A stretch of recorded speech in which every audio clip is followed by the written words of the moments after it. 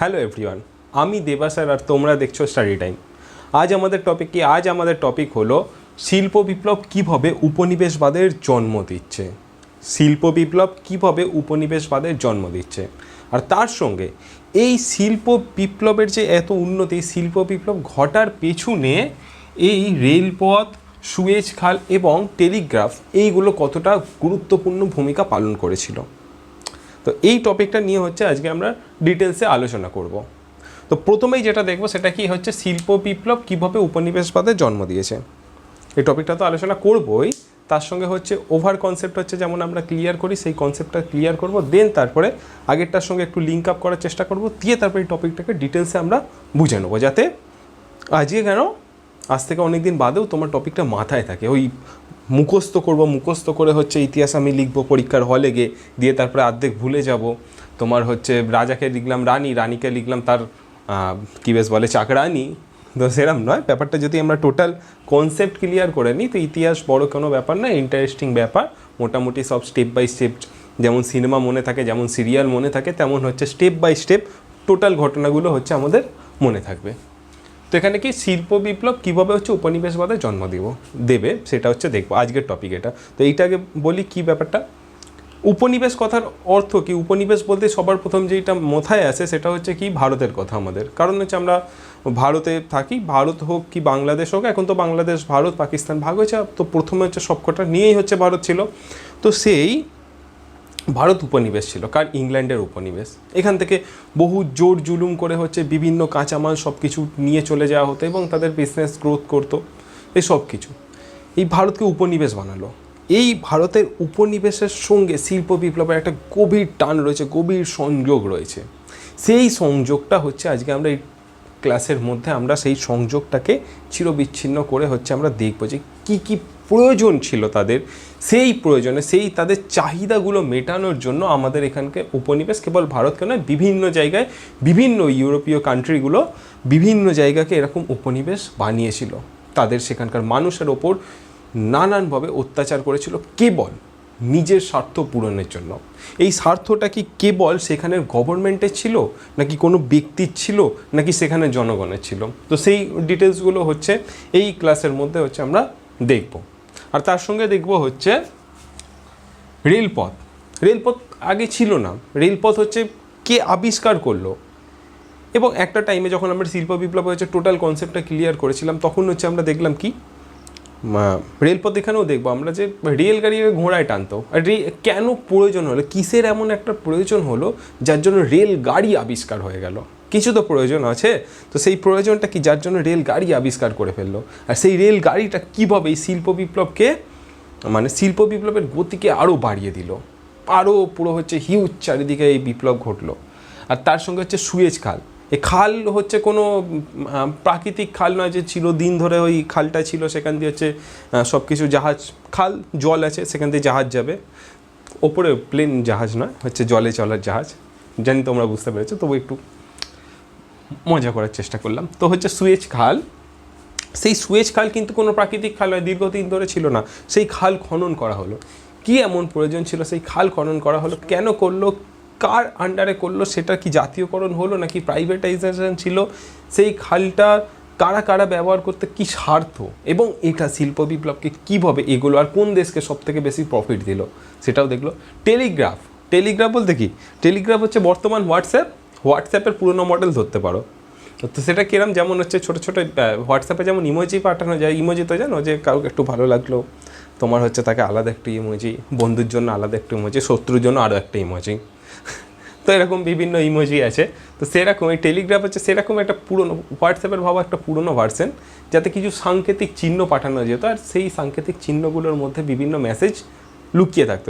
এই চিহ্নর মানে ওই, চিহ্নর মানে ওই, তো এরকমভাবে একটা মেসেজ থাকতো। তো সেই টেলিগ্রাফটা শিল্প বিপ্লবকে কতটা প্রভাবিত করলো, শিল্প বিপ্লবের ক্ষেত্রে টেলিগ্রাফের ভূমিকা কতটা রয়েছে, এইগুলো হচ্ছে আলোচনা করবো। আর এইগুলো, হ্যাঁ আরেকটা হচ্ছে স্যার আসছেন এইগুলো কেন আলোচনা করছে, আর কি কোনো প্রয়োজন আছে? হ্যাঁ অবশ্যই প্রয়োজন আছে, এইগুলো জানার জন্য তো খুবই দরকারি। প্লাস হচ্ছে এইগুলো থেকে বিভিন্ন প্রশ্ন আসে।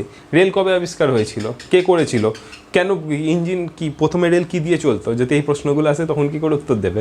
তো যাই জন্য সেই জন্য হচ্ছে এইসব টপিকগুলো আলোচনা হচ্ছে খুবই প্রয়োজন এবং জানার জন্য তো প্রয়োজনীয়। তো আরেকটা জিনিস, এইটা তো বললাম যে টোটাল টপিকটা যে কী কী হবে। তো তার সঙ্গে আরেকটা জিনিস যেটা বলবো যে আগের ক্লাসগুলোতে আমরা কী দেখেছি, ফার্স্ট ক্লাসে এটা হচ্ছে থার্ড ক্লাস, সম্ভবত থার্ড ক্লাস হচ্ছে। প্লেলিস্টে তোমরা হচ্ছে গোটা ক্লাসগুলো সব কিছু দেখতে পারো, পরস্পর কোন ক্লাসের পর কোন ক্লাস হচ্ছে। এইগুলো বাদে হচ্ছে এমসিকিউ তো চলছেই, সেইগুলো তোমরা দেখতে পারো। এবং কি ফার্স্ট ক্লাসে কী দেখছি, শিল্প বিপ্লবের টোটাল কনসেপ্টটা ক্লিয়ার করেছিলাম, টোটাল ডিটেলসে একবারে। কেনই বা ইংল্যান্ডে শিল্প বিপ্লব হলো প্রথম, সেইগুলো হচ্ছে আমরা দেখেছি। তারপরে হচ্ছে আমরা দেখেছি হচ্ছে শিল্প বিপ্লব বেশ সমালোচনা, মানে দুটো শ্রেণী হয়ে গেল, একজন হচ্ছে মালিক, একজন হচ্ছে শ্রমিক। ঠিক আছে, মালিকরা বড় লোক হচ্ছে, শ্রমিকরা গরিব হচ্ছে। তো সেই শ্রমিকেদের পাশে কে এসে দাঁড়ালো, আর মালিকেদের মুখপাত্র হয়ে কারা লড়াই করলো, কার প্রভাব কতটা ছিল, সেইগুলো হচ্ছে আগের ক্লাসে আলোচনা করেছি। এবং আজকের ক্লাস হচ্ছে এইটা আলোচনা করব। তো আগের দুটো ক্লাস কি আর এটা কি সেটাও হচ্ছে ক্লিয়ার হলো। দেন এবার একটু ছোট্ট করে হচ্ছে শিল্প বিপ্লব ব্যাপারটা তোমাদেরকে ক্লিয়ার করি, মানে আগেরটার সঙ্গে লিঙ্ক আপ করে দেন হচ্ছে এই টপিকটা ডিটেলস এরপরে হচ্ছে ফুললি এন্টার করব। সেটা কি শিল্প বিপ্লব বলতে মেনলি আমরা কি বলি, 16 সেঞ্চুরি সেই অন্ধকার যুগ থেকে হঠাৎ করেই আপডেটের দিকে এগোনো। অর্থাৎ আমরা যেই সকল আধুনিক সুযোগ সুবিধাগুলো ব্যবহার করছি সেইগুলো তো সব দিন চিরদিন আমাদের মানে কী বেশ বলে আমার তোমার জন্মের আগে থেকে রয়েছে, কিন্তু হচ্ছে পৃথিবী তৈরি হওয়া থেকে তো ছিল না। 16 সেঞ্চুরির কথা ভাবো, 16 সেঞ্চুরিতে এমন একটা সময় ছিল যখন হচ্ছে হারিকেনের আলোয়, মানে হারিকেনের আলো ছিল, রাস্তাঘাটের উন্নতি ছিল না, এই যে ফোনে আমরা অনলাইন ক্লাস করছি, internet, game, PUBG, KGF cinema কিচ্ছু ছিল না, মানে এইসবের কথা হচ্ছে ভাবাই যেত না।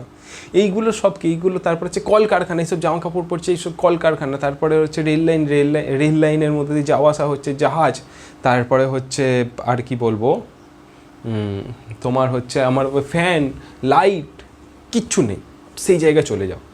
সেই জায়গা থেকে হঠাৎ করে মানুষ কি উন্নতির দিকে গেল, বিভিন্ন আবিষ্কার হলো, সেই আবিষ্কারের মধ্যে থেকে মানুষের জীবনে এই সকল সুযোগ সুবিধাগুলো এলো যেইগুলোর জন্য মানুষ দিন প্রতিদিন অ্যাডভান্স হচ্ছে। এই সকল জিনিসগুলো আবিষ্কার হওয়া, এই সকল কলকারখানাগুলো যেই যে মানে প্রতিষ্ঠা হচ্ছে 16 সেঞ্চুরির টাইম থেকে হচ্ছে, এইগুলো আস্তে আস্তে আবিষ্কার হচ্ছে, প্রতিষ্ঠা হচ্ছে। সেই প্রতিষ্ঠা হওয়া, আবিষ্কার হওয়া এই টাইমটাকে, এই সব জিনিসগুলো যে হচ্ছে, এই সব অ্যাডভান্স সিস্টেমগুলো যে আমাদের জীবনে আসছে, এই আশাগুলো, এই তৈরি হওয়া, এইগুলোকেই বলা হচ্ছে শিল্প বিপ্লব।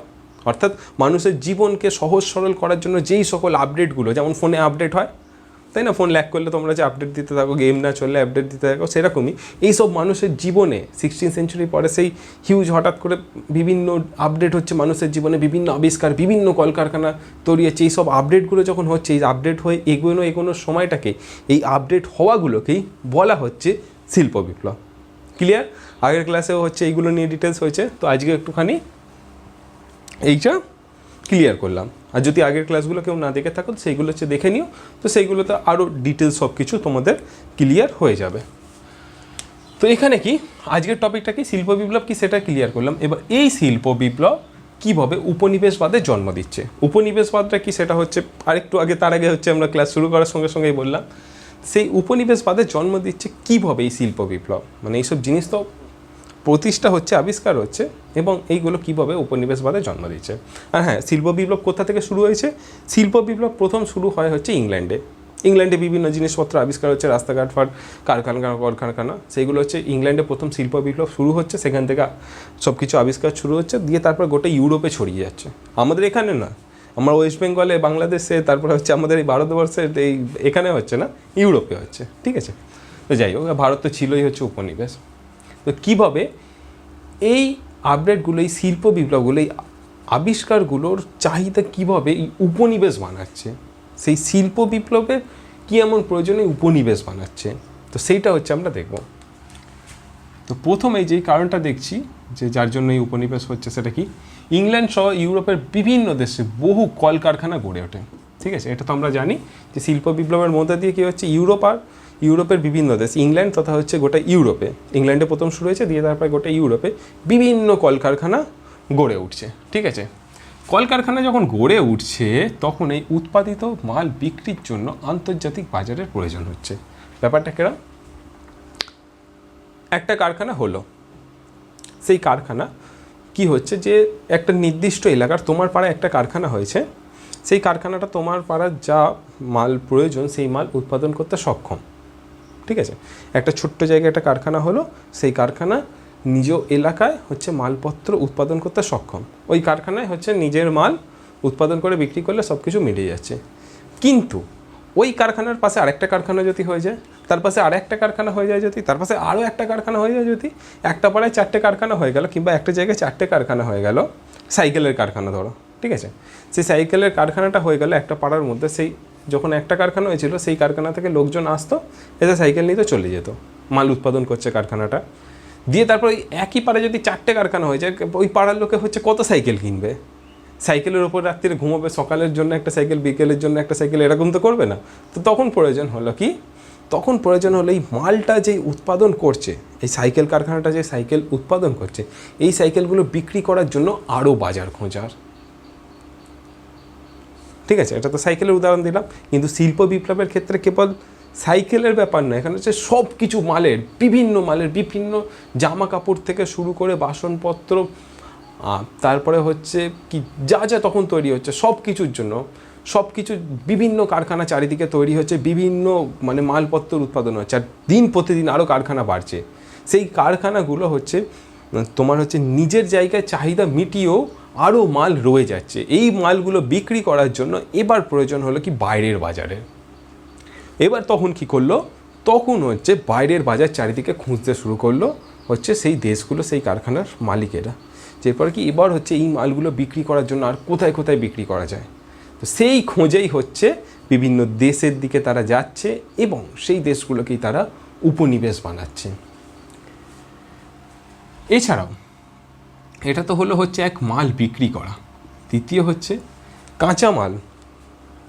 কাঁচামাল বলতে কি র মেটেরিয়ালস জানো তোমরা? এক সেকেন্ড একটু জল খেয়ে নি।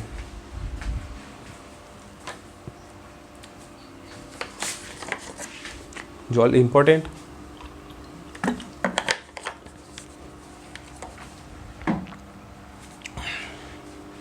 যে কোনো মাল তৈরি করার জন্য র মেটেরিয়াল দরকার।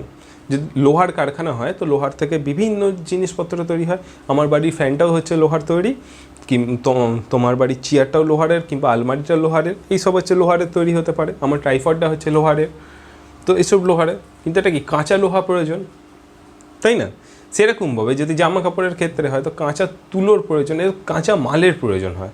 মানে যে কোনো কারখানা চালানোর জন্য সেই র মেটেরিয়াল বা কাঁচা মালের প্রয়োজন হয়।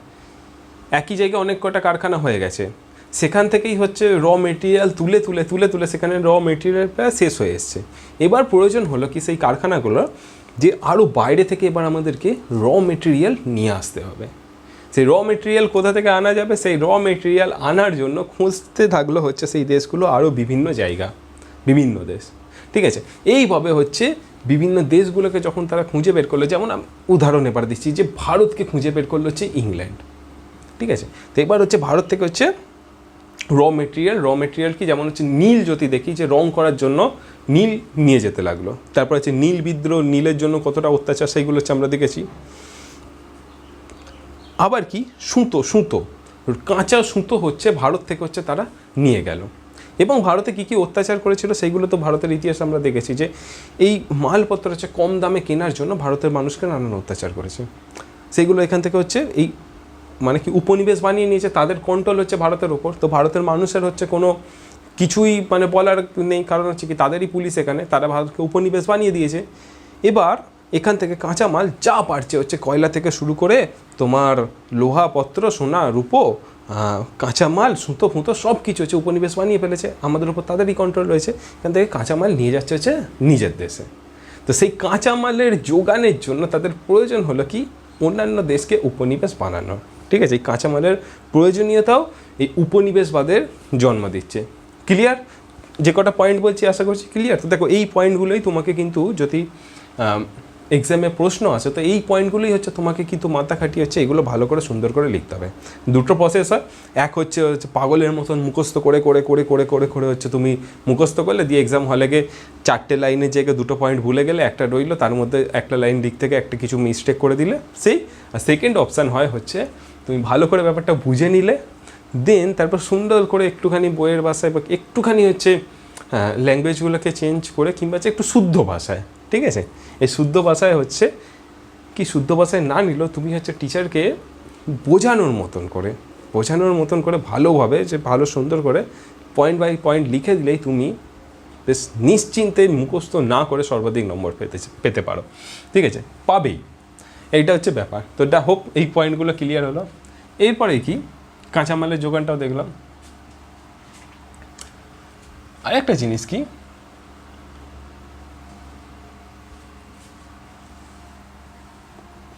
উপনিবেশ প্রতিষ্ঠায় যে কাঁচামাল এইসব মেটেরিয়ালের জন্য সব কিছু হচ্ছে তো লাফালাফি করছে। এবার হচ্ছে কি, কেবল তো হচ্ছে একা ইংল্যান্ড করছে এরম তো নয়, এই শিল্প বিপ্লব গোটা ইউরোপের সব দেশগুলোর মধ্যে ছড়িয়ে গেছিলো। তো ছড়িয়ে যাওয়ার মধ্যে কি তোমার হচ্ছে সব দেশে কারখানা তৈরি হচ্ছে। সব দেশে যখন কারখানা তৈরি হচ্ছে তখন কি হচ্ছে, তখন বিভিন্ন দেশই এরকমভাবে উপনিবেশ বানাতে চাইলো, বিভিন্ন জায়গা থেকে র মেটেরিয়াল এবং নিজের তৈরি করা জিনিস, কারখানার জিনিস বিভিন্ন দেশে বিক্রি করার জন্য তারা চারিদিকে উপনিবেশ বানাতে চাইলো। ঠিক সেরকমভাবে এই উপনিবেশ প্রতিষ্ঠার জন্য ইউরোপের দেশগুলি নিজেদের মধ্যে দ্বন্দ্ব, মারপিট, ঝামেলা, যুদ্ধও তৈরি হলো। তো এর যদি এক্সাম্পল আবার সব থেকে ভালো দিতে চাই, যে দেখো ভারতের মধ্যেও এরম ছিল, ডাচ, তারপরে হচ্ছে ফরাসিরা, তারপরে হচ্ছে ইংল্যান্ডের তোমার হচ্ছে ব্রিটিশরা, সবাই তো এসেছিলো, সবাই এসেই হচ্ছে এখান থেকে ভারতকে উপনিবেশ বানিয়েছিল। তো ভারতের হচ্ছে দুটো জায়গায়, একটা জায়গার নাম করছি, সেটা হচ্ছে চন্দননগর। তোমরা নাম শুনেছো চন্দননগর, যেখানে খুব জগদ্ধাত্রী ঠাকুর অনেক বড় বড় হয়। আমিও চন্দননগরে থাকতাম, তো কিছু সমস্যার জন্য হচ্ছে লকডাউনের পরে হচ্ছে একটু ট্রান্সফার করেছি। তো সেই চন্দননগর কিন্তু এই গোটা ভারতবর্ষ ব্রিটিশের অধীনে থাকলেও চন্দননগর ব্রিটিশদের অধীনে ছিল না, চন্দননগর ছিল হচ্ছে ফ্রান্সের অধীনে। ঠিক সেরকমভাবেই আবার তোমার বাকি জায়গাগুলো, পন্ডিচারিও ছিল হচ্ছে ফরাসিদের অধীনে, বাকি জায়গাগুলো আবার ছিল হচ্ছে ইংরেজদের অধীনে। তো সেরকমভাবে এই কোন জায়গা কার ক্যাপচারে থাকবে, ওরাও চাইতো হচ্ছে এখানে মাল বিক্রি করবো, এরাও ইংরেজরাও চাইতো মাল বিক্রি করবো, এর জন্য হচ্ছে তাদের মধ্যে ঝামেলা লাগতো কোন উপনিবেশ কার আন্ডারে থাকবে। এই জন্য এই উপনিবেশ বানানোর চক্করে হচ্ছে ইউরোপীয় শক্তিগুলি নিজেদের মধ্যে দ্বন্দ্বও করে থাকতো। ঠিক আছে, আর একটা জিনিস, এবং হচ্ছে আরও হচ্ছে এদের মধ্যে এইটার জন্য চাহিদা কত মাল বিক্রি করবো, তাড়াতাড়ি উপনিবেশ বানাও, এর মধ্যে দৌড়াদৌড়িটাও আরও বেশি লাগলো। এরপরে হচ্ছে আর একটা ইম্পর্টেন্ট পয়েন্ট, উপনিবেশ কেন হচ্ছে তৈরি হচ্ছে, এত শিল্প বিপ্লব কীভাবে উপনিবেশবাদের জন্ম দিচ্ছে। পুঁজিপতিরা মুনাফা লাভের লোভে সরকারকে চাপ দেয় উপনিবেশ দখল করার জন্য। পুঁজিপতিরা বলতে কারা, যারা হচ্ছে ইনভেস্টার, যে কোনো কারখানায় যারা পয়সা লাগাচ্ছে, যারা মালিক, তারা কী করে, এখন হচ্ছে তখনকার টাইম তো ছিল, এখনকার টাইমও যদি দেখতে যাও যে বড় বড় বিজনেসম্যানেদের কিন্তু গভর্নমেন্টের ওপর, আমাদের গভর্নমেন্টে যদি দেখো যে বড় বড়, যার ভাবো নাম বলছি না, যার প্রচুর বড় বিল্ডিং রয়েছে, অনেক টাকা পয়সা, তার কিন্তু কন্ট্রোল গভর্নমেন্টের ওপর রয়েছে। তখনকার টাইমেও হচ্ছে সেই সকল বড় বড় বিজনেসম্যানদের কন্ট্রোল গভর্নমেন্টের ওপর থাকতো। তো সেই সকল বিজনেসম্যানরা যখন মাল তৈরি করছে, সব কিছু বানাচ্ছে, তখন হচ্ছে কি তারা মাল বিক্রি করার জন্য তাড়াতাড়ি বাজার আরও বানাও, সৈন্য পাঠিয়ে হচ্ছে উপনিবেশ দখল করে, এরকম অন্য একটা জায়গা ক্যাপচার হচ্ছে, সেখানে যেতে মাল বিক্রি করতে পারি বা র মেটেরিয়াল আনতে পারি।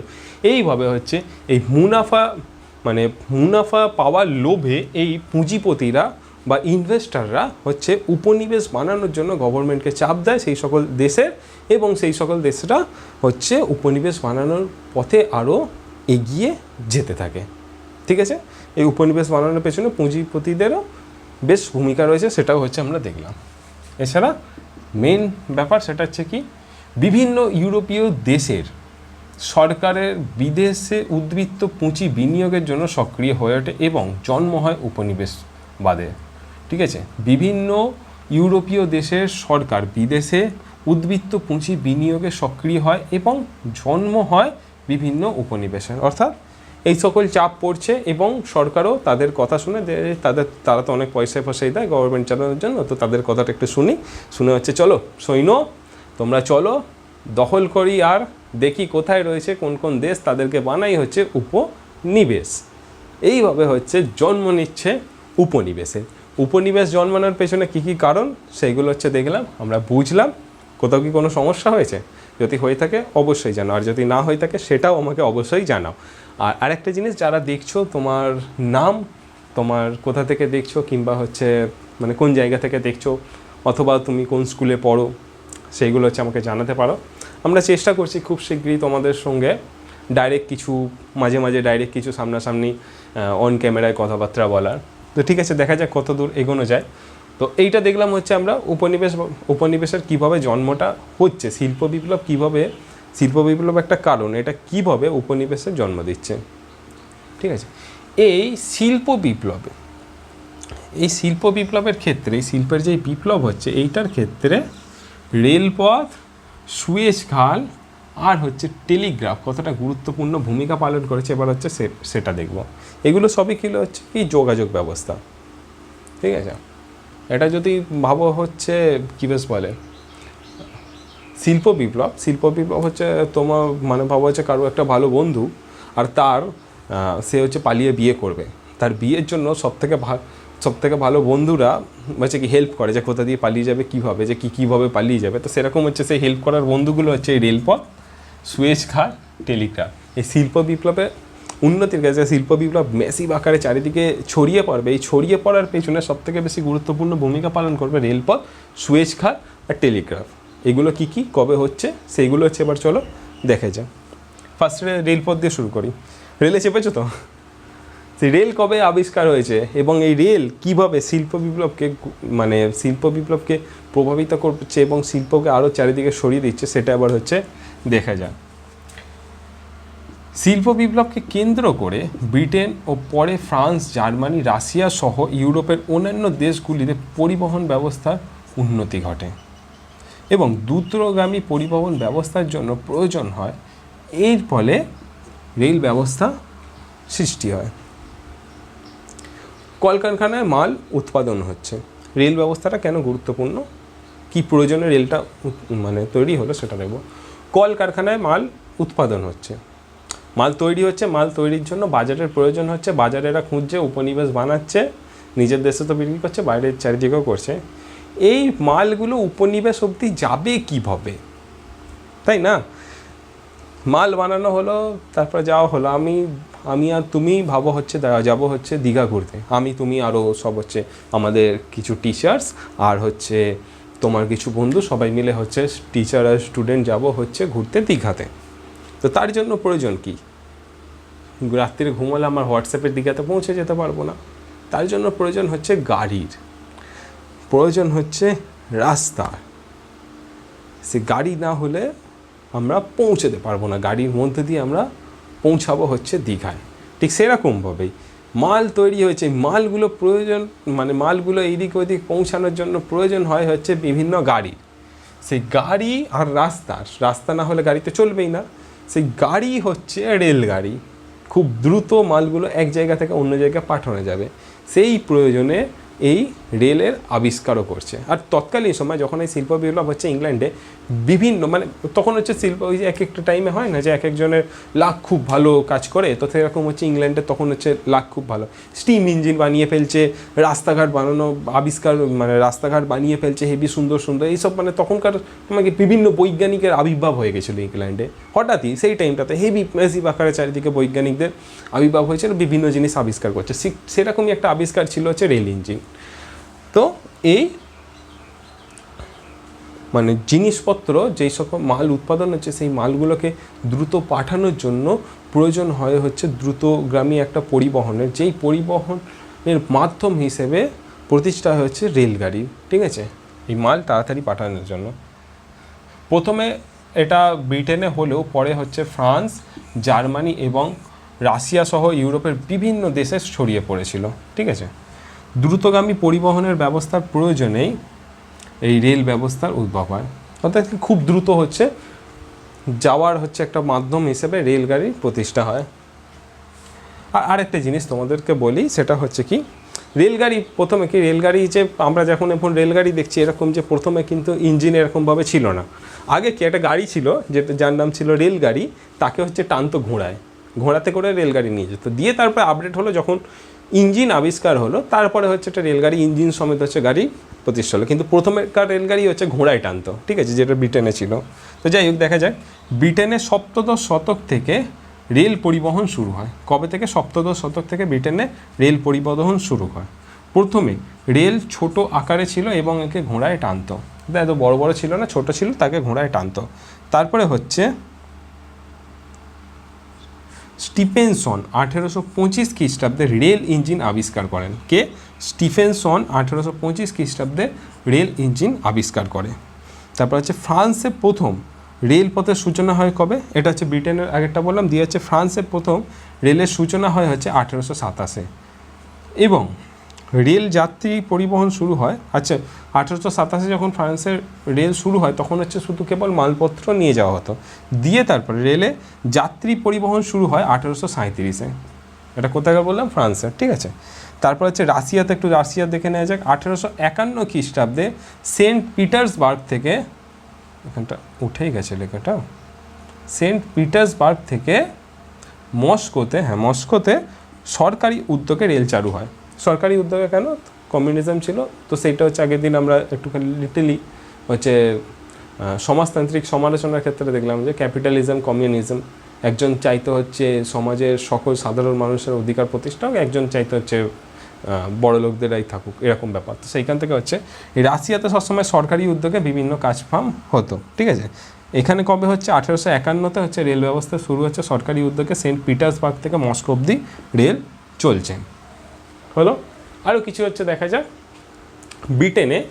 ব্রিটেনে প্রথমে সরকারি উদ্যোগে রেল চালু, ব্রিটেনে প্রথমে বেসরকারি উদ্যোগে রেল চালু হলেও পরে এটাকে সরকারিকরণ করে নেওয়া হয়। ধীরগতিতে এটাকে সরকারের দিকে, মানে সরকারের আন্ডারে নিয়ে আসা হতে থাকে, ঠিক আছে। রেল ব্যবস্থা সুস্থভাবে বিকাশের জন্য, এই রেল ব্যবস্থাকে সুস্থভাবে যাতে বিকাশ হয় তার জন্য 1873 খ্রিস্টাব্দে 5 বছর মেয়াদি একটা কমিশন গঠন করে হচ্ছে ইংল্যান্ড, ঠিক আছে। রেলটাকে যাতে সুষ্ঠুভাবে পরিচালনা করা যায় তার জন্য তার হচ্ছে ইংল্যান্ড একটা কমিটি গঠন করছে।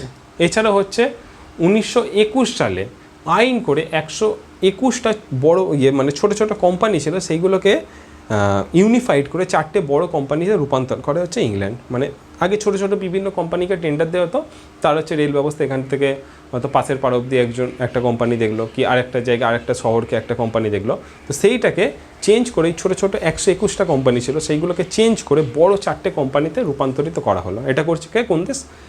তোমার হচ্ছে ইংল্যান্ড, ঠিক আছে।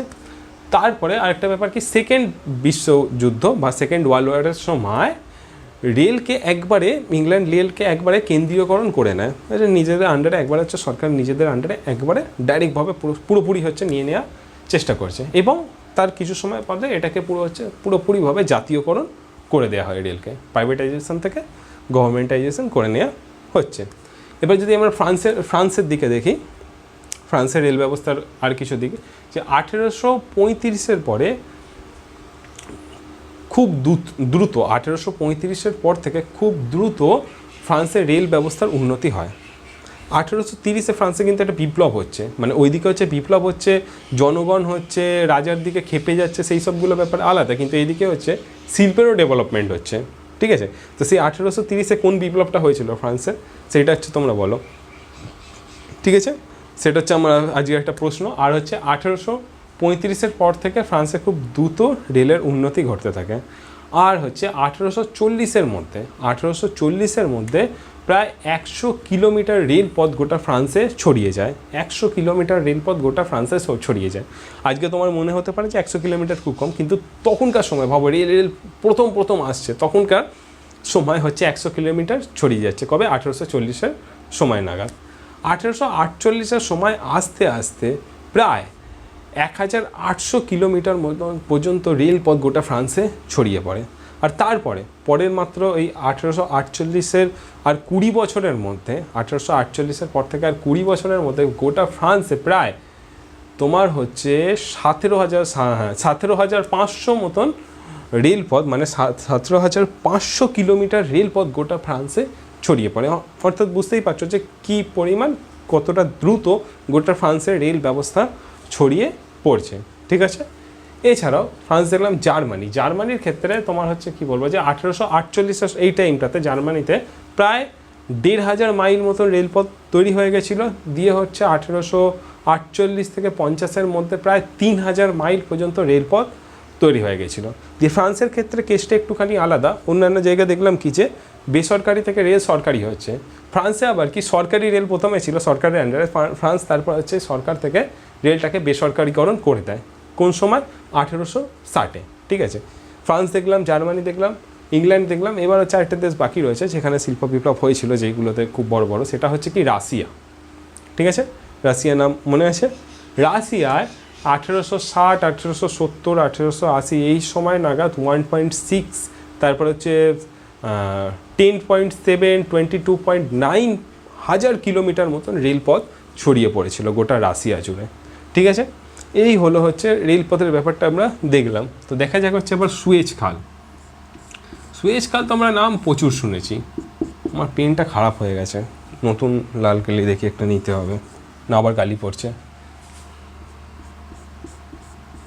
সুয়েজ খাল, সুয়েজ খালটা কিন্তু নিজেদের প্রাকৃতিক কোনো খাল ছিল না, নিজেদের প্রয়োজনে এই সুয়েজ খালকে বানানো হয়েছিল যাতে বিজনেস ডেভেলপ হয়, খুব তাড়াতাড়ি হচ্ছে মালপত্র নিয়ে যাওয়া হয়। ঠিক আছে, সেই জন্য তো দেখে যাক 1859-60 খ্রিস্টাব্দে প্রাচ্য পাশ্চাত্য দেশগুলি যাতায়াতের জন্য বাণিজ্যের লক্ষ্যে এই সুয়েজ খাল খনন করা হয়েছিল। ঠিক আছে, এক জায়গা থেকে অন্য জায়গা, প্রাচ্য থেকে পাশ্চাত্যে যাওয়ার জন্য যে কি একটা খাল খনন করা হলো, যে এই খালের মধ্যে দিয়ে, দেখো তখন তো প্লেন ছিল না, ঠিক না, প্লেন ছিল না, তো মানে দূর দূরান্তে এক মহাদেশ থেকে অন্য মহাদেশে নিয়ে যাওয়ার জন্য সবথেকে মাধ্যম ছিল রেল। তো হচ্ছে সমতলে যাবে, কিন্তু এক জায়গা থেকে অন্য জায়গা আরও দূরে যাওয়ার জন্য কি মাধ্যম ছিল? একমাত্র জাহাজ। সেই জাহাজ যেত কিসে? জলে। জলে সেই জাহাজ যাওয়ার জন্য এই খালটা খনন করা হয়েছিল, যে খুব তাড়াতাড়ি যাতে নিয়ে যাওয়া যায়। সেই নামটা হচ্ছে কী নাম? হচ্ছে সুয়েজ খাল। কবে হচ্ছে? 1859-60 হচ্ছে এই যাতায়াতের সুবিধার জন্য এই সুয়েজ খালকে খনন করা হয়। এটি মিশরের মধ্যে দিয়ে প্রবাহিত হয়েছিল। ঠিক আছে, এই সুয়েজ খালটা কোথা দিয়ে প্রবাহিত হবে? ঠিক হলো, মিশরের মধ্যে দিয়ে প্রবাহিত হবে বলে ঠিক হলো। মিশরের শাসক সৈয়দ পাশা, ঠিক আছে, সৈয়দ পাশা ফরাসি প্রযুক্তিবিদ ফার্দিনান্দ দা লেসেন্সকে সুয়েজ খালের ইজারা দেন বা সুয়েজ খালের কন্ট্যাক্ট দেন। কে দিচ্ছে? সৈয়দ পাশা। সৈয়দ পাশাকে মিশরের শাসক এই সুয়েজ খালের কন্ট্যাক্ট দিচ্ছে। কবে দিচ্ছে? হচ্ছে 1769-এ, 1769 এই সুয়েজ খালের কন্ট্যাক্ট দেয়া হচ্ছে, এবং তিনি এই সুয়েজ খাল খননের কাজ করছেন। কে করছে? ফার্দিনান্দকে ফরাসি প্রযুক্তিবিদ। ঠিক আছে, চলো এরপর দেখা যায় পরবর্তী সময় মিশর এই প্রতিষ্ঠানকে, মানে এটা তো হলো দিল হচ্ছে কি টেন্ডার দিলে করলো, এইটার পরে কিছুদিন পরে মিশর তোমার হচ্ছে কি করছে, নিজেদেরই একটা প্রতিষ্ঠানকে এ টেন্ডার দিয়ে দিচ্ছে। ঠিক আছে, এটা দেখাশোনা করে টেন্ডার দিচ্ছে, এবং এখান থেকে যা লাভ হবে তার হচ্ছে শেয়ার হোল্ডার রাখছে হচ্ছে ব্রিটেন আর ফ্রান্সকে, যে তোমরাও ঠিক আছে, তোমরা এই বিজনেসের সঙ্গে যুক্ত হয়েছিলে এবং এর থেকে যা প্রফিট আসবে তোমাদের দুজনকেও কিছু কিছু অংশ দেবো, এইটা বলে তারা ঠিক করছে। এবং এই সুয়েজ খালটা যে খনন করা হলো, এই সুয়েজ খালটাকে রক্ষণাবেক্ষণ তো করা দরকার, যে কেউ এসে উড়িয়ে দিল না বা কি পাথর ভেঙে হচ্ছে ডুবিয়ে দিল, যে পরের দিন হচ্ছে যাতায়াতি না হয়। এটাকে দেখাশোনা করার জন্য কি করলো, এতে বিজনেস পার্টনার ব্রিটেন আর ফ্রান্স রয়েছে। এখানে কি করলো ব্রিটেন 1881 খ্রিস্টাব্দে এই সুয়েজ খালকে দেখাশোনার আর রক্ষণাবেক্ষণের জন্য সেনাবাহিনী মোতায়েন করে দিল। বলে ঠিক আছে দাঁড়াও, মিশরের তুমি হচ্ছে এই পাসাদা তুমি দাঁড়াও, আমি হচ্ছে এখান থেকে সৈন্য পাঠাচ্ছি, ওরা হচ্ছে দেখাশোনা করবে। ঠিক আছে, আমি বিজনেস পার্টনার তোমার, আমিও হচ্ছে কিছুটা দায়িত্ব পালন করছি বলে তিনি হচ্ছে এই দায়িত্ব পালন করে দিল।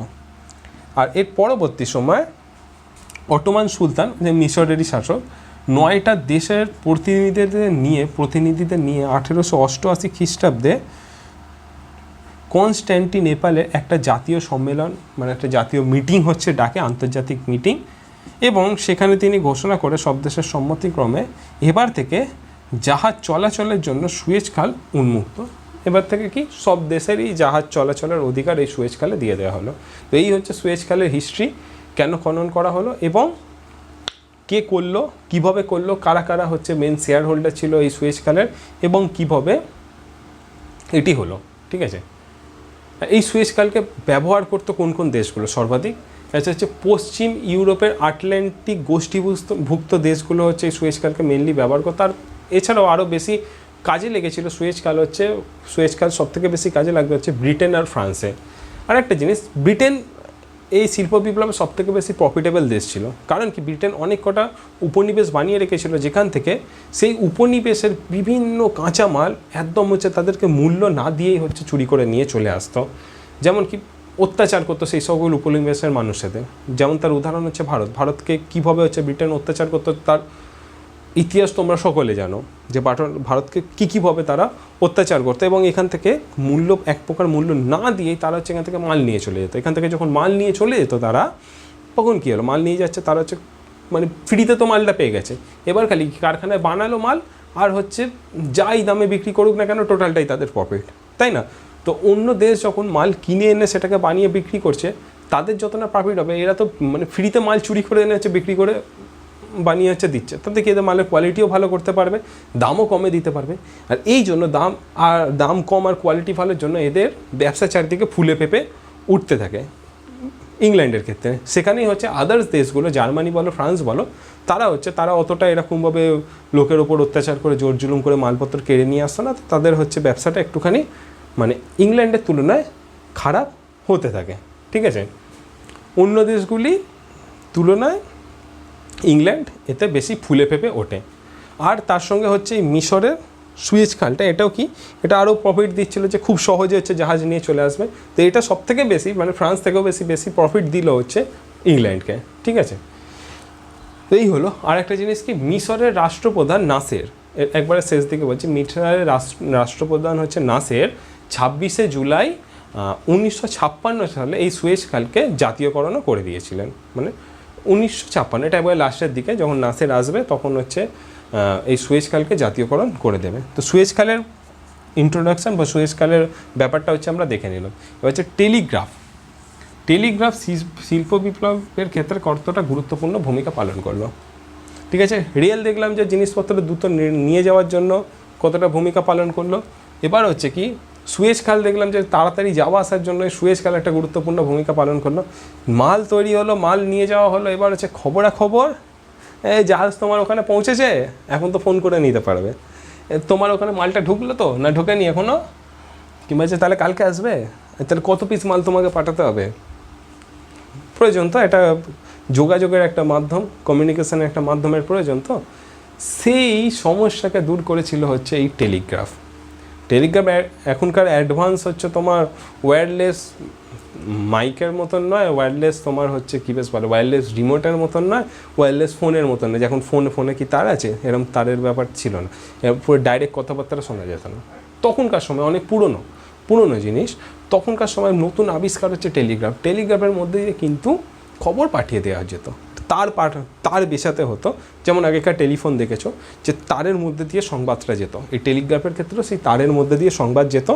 কিন্তু সংবাদ পাঠানো গেল যে প্রথম এমন একটা মেশিন আবিষ্কার হলো, যে এই মেশিনের মধ্যে তোমার কোনো কিছু প্রয়োজন হলে তুমি সেটা অন্য জায়গায় খুব সহজেই পাঠিয়ে দিতে পারতে, একটা তারের মধ্যে দিয়ে তুমি সেই কথাটা অন্য জায়গায় পাঠিয়ে দিতে পারতে। কথাটা বলতে কি কিছু সাংকেতিক চিহ্ন পাঠানো যেত, ইলেকট্রিক একটা মাধ্যম, যার মধ্যে দিয়ে ক্লিক করলেই এখানে ক্লিক করলে সেই তারের মধ্যে দিয়ে সেই সাংকেতিক চিহ্নটা অন্য এক জায়গায় যেখানে খবরটা পাঠানো হতো সেই সাংকেতিক চিহ্নটা দেখা যেত, বা সাংকেতিক চিহ্নটা কাগজের মধ্যে ছবি আকারে বেরিয়ে আসতো। সেই ছবিগুলোর কিছু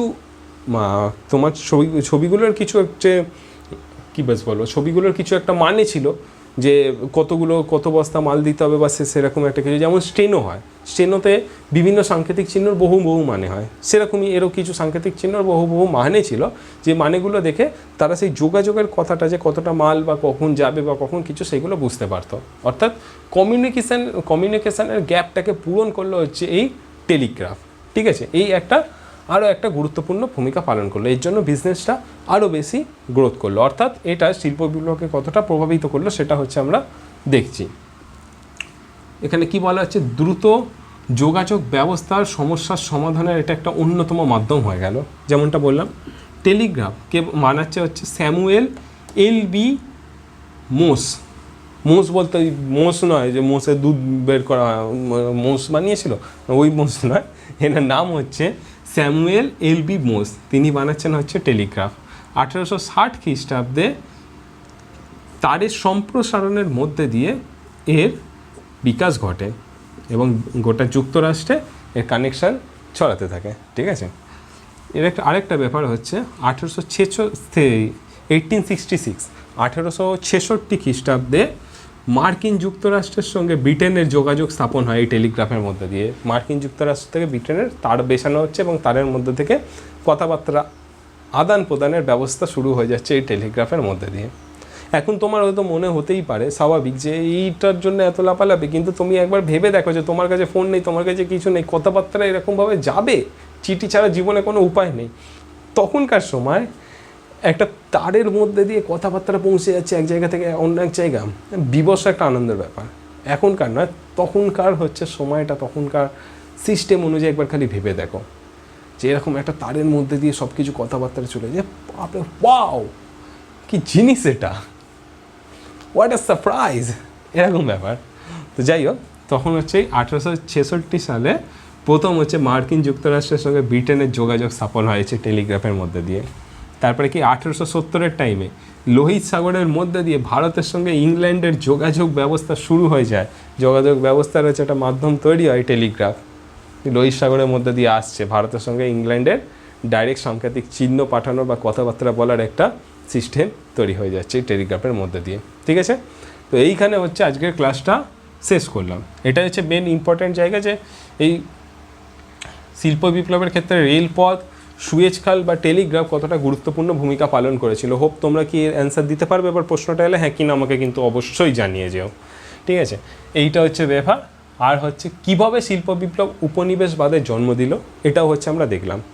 এরপরে হচ্ছে আরেকটা ব্যাপার কি যেটা তোমাদের রয়েছে, শিল্প বিপ্লবের ক্ষেত্রে যে ইংল্যান্ড এতটা ফুলে ফেঁপে উঠলো, এর জন্য ভারত কতটা দায়ী ছিল, ভারতকে কিভাবে তারা কাজে লাগিয়ে, মানে ভারতের উপর অত্যাচার করে কাজে লাগিয়ে, আর কি বলবো, ভারতের তো তারা ভালো চায়নি, ভারতকে খালি শোষণ করতে চেয়েছিল, কিভাবে ভারতকে কাজে লাগিয়ে তারা ফুলে ফেঁপে উঠলো, সেইটা নিয়ে হচ্ছে পরের ক্লাসটা। তারপরে হচ্ছে হচ্ছে সাম্রাজ্যবাদ কি, এই শিল্প বিপ্লবের সঙ্গে সাম্রাজ্যবাদের সম্পর্ক।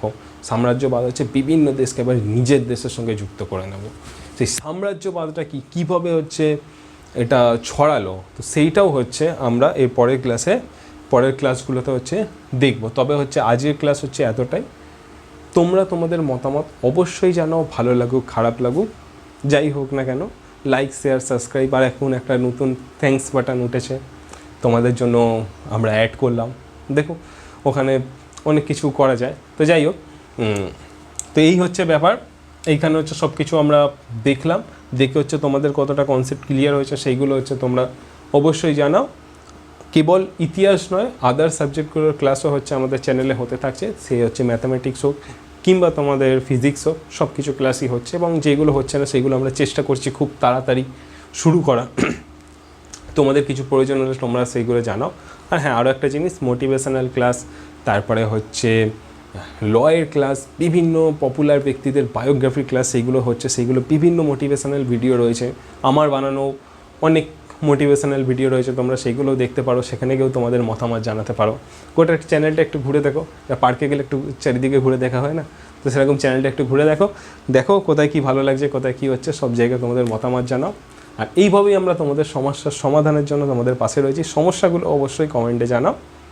হ্যাঁ, আরও একটা জিনিস, যদি আদার্স কিছু সমস্যা হয় তার জন্য আমার এফবিআইডির লিঙ্কটা দিয়ে রাখলাম। কিছু প্রশ্ন হচ্ছে থাকতেই পারে, মানে কমেন্ট বক্সে তো সমাধান করাই হয়, আদার্স আরও কিছু থাকলে সেইটাও হচ্ছে আমি দিয়ে রাখলাম। তো তোমাদের সকল সমস্যার সমাধানের জন্যই আমরা আছি। ঠিক আছে, তো যাই হোক, চিন্তার কোনো ব্যাপার নেই, তোমরা দেখতে থাকো, যুক্ত থাকো। আজ এতটাই, দেখা হচ্ছে পরের ক্লাসে, চলো টাটা।